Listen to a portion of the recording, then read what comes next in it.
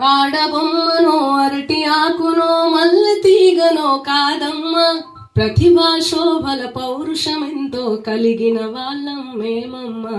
ఆడబొమ్మనో అరటి ఆకునో మల్లె తీగనో కాదమ్మా, ప్రతిభా శోభల పౌరుషమెంతో కలిగిన వాళ్ళం మేమమ్మా.